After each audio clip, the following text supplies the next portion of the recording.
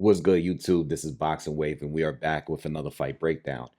Next weekend, not this weekend, but next weekend, Saturday, December 6th, Janibek Alimkhanuly is going to be facing Erislandy Lara. Okay, this is going to be a unification match at 160. Three of the four major titles will be on the line.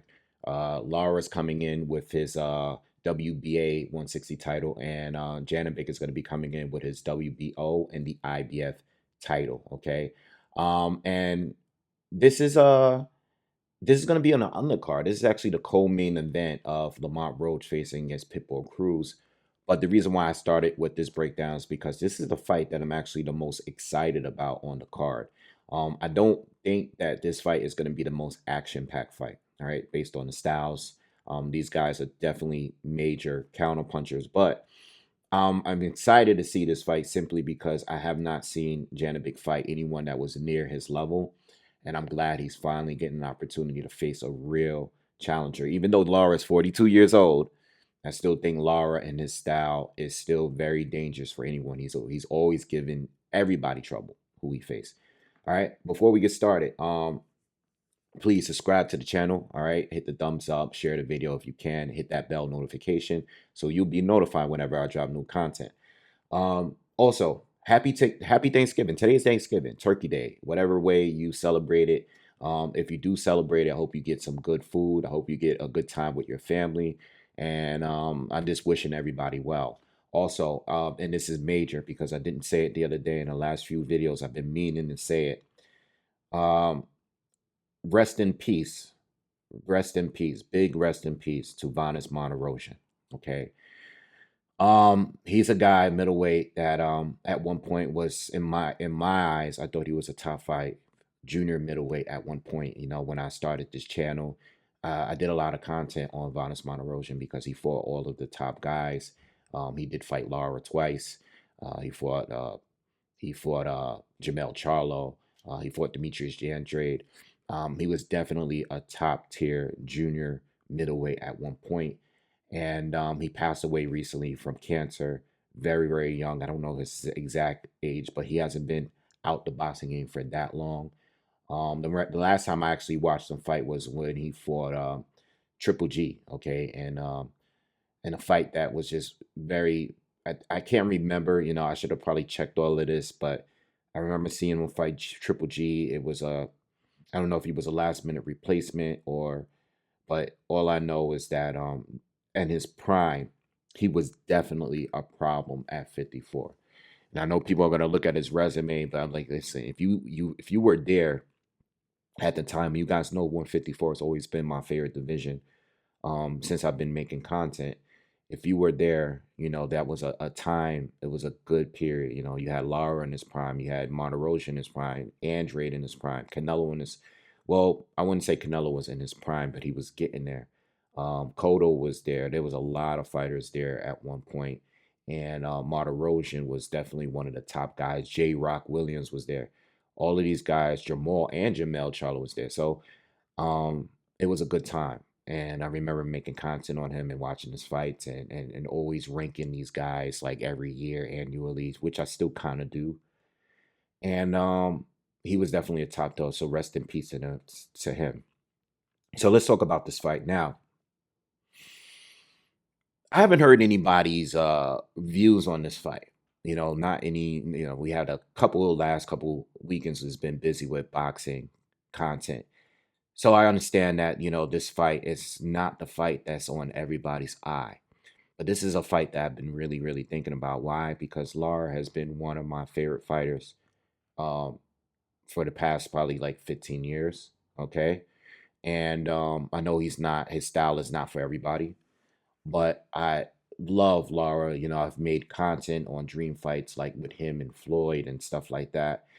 And Janibek is a guy that I've just been waiting for him to get an opportunity. He's been kind of on he hasn't really been on anybody's radar. He's at 160 at the worst time. Once Canelo moved up from 160, it became everybody just chased him up to 168, and no one's really been fighting each other at 160. It seems like everybody stayed at 154, didn't move up because the better names and the better competition was there. And then the few of the guys that were really good, like Billy Joe Saunders and Demetrius Andrade and a few others, kind of just moved up. Jamal Charlo, they all just moved up. Some fought Canelo, some didn't, and some guys just kind of disappeared. And Janibek comes in, he picks up 2 titles, not beating any elite fighters at all, and he's unified, but people are just waiting for an opportunity. And when it came to Janibek, he came in, with a lot of noise. He's coming in looking good on top rank cards. He's been a pro since 2016. He's 32 years old. Very, very good amateur, and he's from Kazakhstan. And I feel like a lot of people disliked him for different reasons. His comments on Triple G, didn't really say too many good things about Triple G. Thought he was going into the Mexican style thing. He didn't really like that. Um, and then also, he just wasn't fighting anyone that good. So people would see him look dominant in certain fights, but they were like, well, who's he facing? You know what I mean? I mean, he's facing some lower tier guys, and it's not really his fault because there's really not much there. And the few guys that are good at the division, like Lara or like Bronco or like Chris Eubank Jr., or they're not really interested in fighting him because no one knows who he is. So I'm happy that he's getting his opportunity. And when it comes to Lara, even though he's 42, right, his style it's good for seasoned guys. It's kind of like Bernard Hopkins, how he was able to still fight at a high level at such an old age, because his style is not purely based off his athleticism. You know what I mean? Lara, very limited or very, very effective. And these are 2 southpaws we're talking about here. All right. Lara is leagues above anybody that Janibek has faced, and he has a ton of experience as an amateur, as a pro. He's been in there with everybody. You know what I mean? Um, 31 wins with 19 knockouts, 3 losses, 3 draws. Lara has a cult following. All right. I know that cult. And even though I'm a big Lara fan, I've heard comments, I've read comments. I already know how Lara fans are. There are a lot of people out there, or a select group of people, that don't believe that Lara has ever lost a fight. Seriously. And I've seen all of those fights, all of those debatable fights. You know, there's a lot of wins in there. There's some losses in there, and there's some draws in there that can easily go the other way.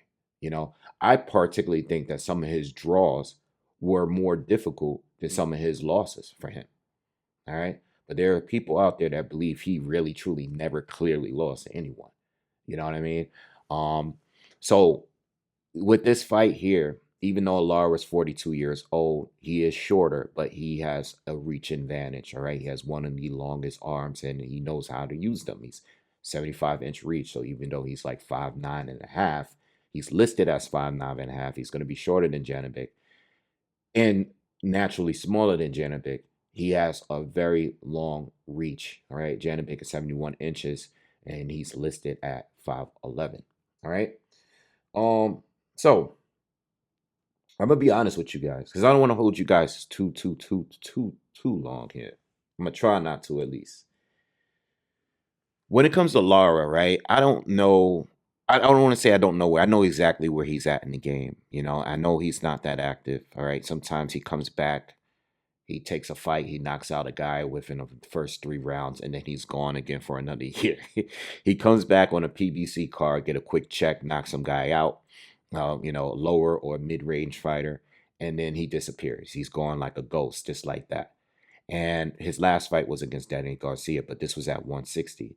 I know people are going to say Danny is past it by that time. Obviously, yeah, because of him getting beat up the way he did. Danny's always been durable, but he was stopped in that fight. He didn't come out his corner. He got dropped and didn't come out his corner. Danny's always been a durable guy. And Danny and Lara is roughly the same size. These are 2 guys that can easily fight at 54 that's fighting at 160. Danny, to me, lost that fight because simply it was a terrible matchup stylistically. And I think a lot of fighters are not going to look good against Lara. Lara is durable. Lara moves well. Lara is very hard to hit, and Lara is a master at his game, good jab, straight, like one of the best straight left hands in boxing, period. Right. And he has been for some long time. And he knows how to take your strengths away, you know. He doesn't fight like the older Lara. Like this is not the Lara from the Angulo days or the Canelo days where he moved a bit excessively. That's not the Lara we see. Now Lara moves the right amount, just like yes, he still moves, but he's just not moving for long periods of times without throwing any punches. You know what I mean? But he's great at spinning your opponent, pivoting, stepping around them, even like he's like a matador. That's the best way to describe Lara and his style. You're coming in, once you're overextended, he's gonna slip and turn and spin right around you. And before you know it, now you're out the corner or now you're on the ropes. He's very good. He has one of the some of the best legs in boxing, right? But he has not fought like a really good fighter in a while. Danny Garcia is a really good fighter, but stylistically off wrong from it is not. So you got Michael Sarafo, you had Gary O'Sullivan, you had Thomas Lamana. Most of these guys, he's destroying them, right? He's just knocking them out, right? Destroying them. You got Greg Mendetti, like all right, he went the distance with that guy. I don't even remember that fight. Ramon Alvarez, Canelo's brother, right? Knocked him out quickly in 2 rounds. It's been since 2019, right? We're talking 6 years, nearly 7 years now since he fought Brian Castano, who was one of the top guys at 54 at one point, undefeated at one point. Very good fighter from Argentina. And it's been since 2019. And that was a draw. All right. Castano, very aggressive style, very high volume. All wrong for Lara. Lara, it was not all wrong, but let me say Lara struggled against these guys. Pressure fighters, durable fighters, combination punchers, guys that can't always land clean, but will throw a lot more than Lara. Okay, not high punch output. And then right before that, he fought Jared Hurd, where he lost a split decision. All right, a lot of people to this day still think Lara won that fight. I personally think Lara lost. I thought it was 6 rounds to 6. I remember scoring it that way. Maybe one day I'll go back and watch it, but Lara lost to me with the knockdown. He was dropped late in the fight, overwhelmed by Jared Hearn. But Jared Hearn was never the same after that fight because he took a beating from Lara. They both took a beating in that fight, but Jared Hearn lost all his major fights after that, right? And that's kind of where Lara is at. I want to say Lara has been fighting the way he's been fighting since around maybe a little bit before that Jared Hurd fight, you know? Even before that, Lara, even before years ago when he was fighting on ESPN, Friday Night Fights, Lara at that point was still just crushing dudes, knocking them out cold. But when he stepped up and when he fought a high volume guy, that's where he struggled the most. But still, in a lot of those fights, he still won. All right, he was robbed. We all know about the infamous Paul Williams fight, where we all think everybody. I think a judge was even suspended or something. It was one of the worst robberies, one of the cleanest, clearest, best performances probably in Lara's career, where he did not win. All right, but again, enough about Lara, his style. Again, straight left hand, knows how to smother your punches. That's a problem with Lara. And this is why with age he can still fight at the high level because he knows how to take away your offense. He doesn't really overextend with his jab or his straight left hand. He doesn't. He has a very bladed stance. He's very deceiving when it comes to distance. He seems like he's further away, but then you're getting popped with a jab from far out. He has a very deceptive style. And then once he throws a punch, he steps in and he's smothering your counters.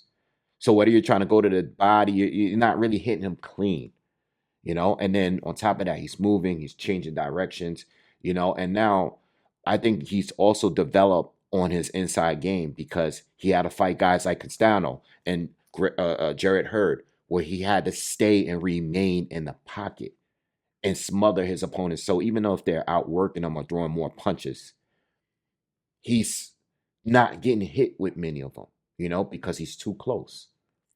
But when there's space between you, you can't really beat him. No one ever looks good with Lara with space in between them. He beats everybody.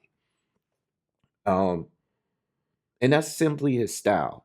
And the reason why this fight, and I'm gonna go, I'll bring that up. I'll bring that up in the later part of this video when I'm going towards my prediction. Janibek. Janibek, again, like I said earlier, very talented southpaw, very well rounded. He has power, he has good speed, he throws good combinations. He's a very good counter puncher. He's like a pressure counter puncher. But there's fights in there with Janibek where things are kind of dry. When he's fighting another counter puncher, he's like not really putting on the pressure. I think when he fights the lower level guys that he really doesn't respect, he's able to walk them down and beat them up, right? But when he's fighting another good counter puncher, things move kind of slowly. His output is kind of lower. And that's what makes this fight kind of interesting because Janibek, even though he has a lot of the same tools, like he moves well, he has solid defense, good timing, and he has a good inside game, a decent inside game. There are fights that didn't, it was like, he looks good, but I don't know. And that's how I look at him. And when I watch these fights, I watch all of these fights. Uh, the Gami Singh fight is his last fight. I watched that fight because I know Gami Singh is listed as an orthodox fighter, but he was fighting like a southpaw in that fight. And that was a pressure guy, undefeated pressure guy that was just walking into everything that Janibek had to offer. You know what I mean? So even though it's a southpaw, I can't compare him to Lara. Lara doesn't fight anything like that. I watched the Danny Digno fight. That guy got knocked out in 2 rounds. Wasn't good. Looked scared before the fight even began. He's a southpaw too. Has nothing comparable to Lara. The fight you got to see are the Denzel Bentley fight is the fight. Is the fight. Is the only fight that it went the distance. It was very competitive. Janibek won in my eyes, but it was a competitive fight. It was kind of close. I think they scored at 116, 112. I think that's right. 116, 112. No further than that to me. I think that fight was a fight where two counter punchers were waiting to counter. In certain rounds, Denzel Bentley got off. Certain rounds, most rounds, Janibek was doing a little bit better. But Janibek got hit a lot. Bentley is not a southpaw, but he has a similar style to Lara. And I looked at the Hassan Indam fight where Hassan moves like an older Lara, but outside of landing some good shots here and there, didn't really have much to offer Janibek. Most of these guys don't. Rob Brandt, former champion at 160. Never was really that good. He got dominated by Janibek, but it took him 8 rounds for Janibek to get him out of there, even though he could continuously hurt him at any time. Janibek, and he's the favorite to win this. But there are fights where it's like Janibek is low output. And I think that's not good for him going into this Lara fight. Again, Lara struggles against high volume punchers, whether they're accurate or not. Janibek needs to be a little bit more aggressive.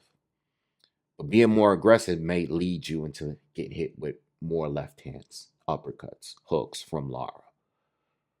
It's a tough fight to call. It's a very tough fight to call because we have not seen Janibek fight at this level, even though the man is 42 years. He has a 32 or 10-year age advantage over Lara. He's only 32 years old. But Lara his style is not made to make anybody look good. And even if Janibek wins this fight, and let's go into the prediction so I can get you guys out of here. Janibek is the favorite to win. I don't see a knockout win from neither. I think this goes to a decision either way. It's going to points. Janibek, who's shown to be a puncher, has not. There's a lot of guys I felt like he could have dominated. I don't think he's as dangerous as a puncher as it looks. And Lara, I know what Lara is. Lara knocks out lower level guys, just like Janibek. Lower level, but those upper level or those mid level guys, you're probably gonna go to decision. You know, um, I don't think it's gonna be an excited fight. I think it's gonna be a chess match. I think it's two guys that are countering or used to being counter punchers that are gonna be waiting to counter the other fighter. All right, Janibek is gonna have a hard time countering Lara. Lara is gonna be so low output that I'm expecting to hear boos in the crowd. I'm expecting that.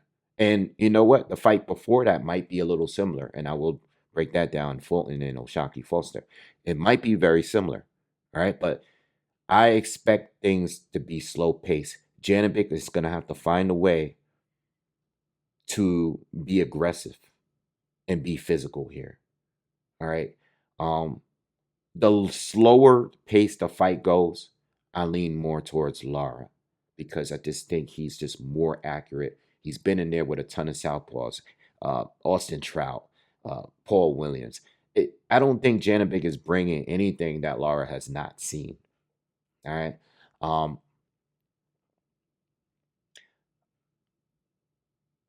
I'm heavy on the draw. I'm going to put it out there now. You guys know I love my draws.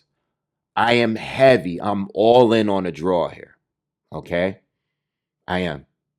So if you're watching this, just know that decision win for either side. You're gonna make money on. I think it's plus 240 if you get Janibek on a decision win. Decision win. I think that's the safest way to go.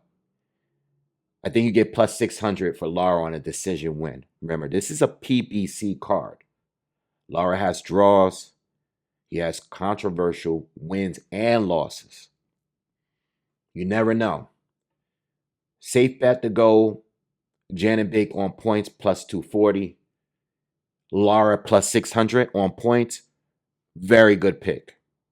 You never know. We don't know what Janibek looks like at this guy. If you can almost be even with Denzel Bentley, who is not as good at Lara, as good as Lara, this is low key a 50-50 fight, in my opinion. I know that's not what people are going to say. They're not going to agree with it. Janibek, we won't know where he's at until after this fight. I said this last week about Devin Haney and Brian Norman Jr. We do not know where those two are. We don't know. Haney, well, I picked Haney, but Haney coming off the loss, or coming off of not a good performance, and then coming off the loss to Ryan Garcia. Didn't know. And then Brian Norman Jr., similar resume as a Janibek. Similar resume. Looks good in certain fights. Don't know what he's going to really look like in the real big fight. 50-50 to me, go either way. I'm leaning towards Janibek because of the youth. The youth, the size. He's just going to be he's just going to be a little bit more busier. But if there's a moment when Lara can land two really clean left hands early and Janibek feels his power, it's going to slow down the fight and it's going to make Janibek question, how aggressive he really wants to be. He is not Jared Hurd. He is not Brian Castano. He is not Paul Williams. He is not Alfredo Angulo. He is not those guys that gave Lara hell. All right? He's not that as far as volume. He's not that. He is an aggressive counter puncher. He does know how to cut the ring off pretty good, but I don't think he's a monster puncher. This is a very close fight. Pick wisely, choose wisely. Whatever I pick, I don't know what my final bet will be, but I am throwing money on a draw for starters. I'm starting there. Some money on a draw, and then I don't know, maybe after the weigh-in, I'll post something on Instagram on where I'm going. All right, or I'll do a final breakdown before the fight, the card. I should be able to cover this fight live. Again, it's a pay-per-view, and I'll see you then. All right. I will be doing a breakdown for the other two fights too. The main event, Roach and Pitbull, and Foster and Fulton. All right. So anyway, let me know. I'll be looking forward to seeing your comments about this one for sure. And I'll see you guys on the next video. Y'all have a good day. Peace.